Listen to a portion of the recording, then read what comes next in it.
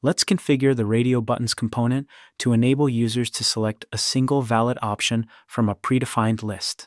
Start by defining the component's basic identity and backend integration.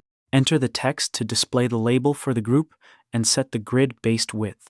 If the selection is intended only for UI triggers or local form logic, toggle Exclude JD Edwards submission to keep the value from being sent to the ERP. Use the Depends on feature to select parent controls.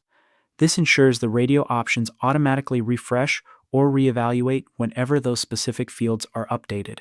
Fine-tune the user experience and automation settings. Use Hide Label for minimalist designs and toggle Display Horizontal to switch from a vertical list to a side-by-side arrangement. Enable Option Control IDs to assign unique identifiers to each button. This is critical for systems that require specific IDs in the request payload rather than just a text value. You can populate your radio buttons dynamically from 4 primary sources. Connectors.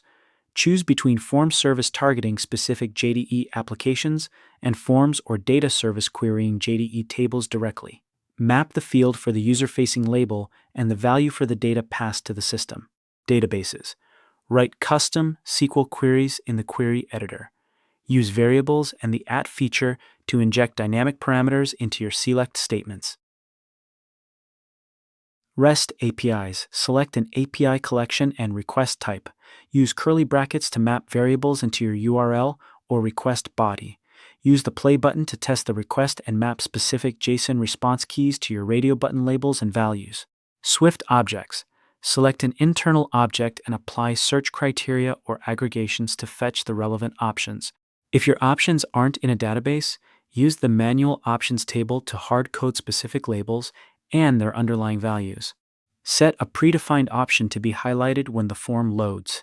This can be a static value or a dynamic one fetched via the @ feature. Before finalizing, use the Populate button. This manually triggers a data fetch from your defined channel, allowing you to verify connectivity and preview the options exactly as they will appear to the end user.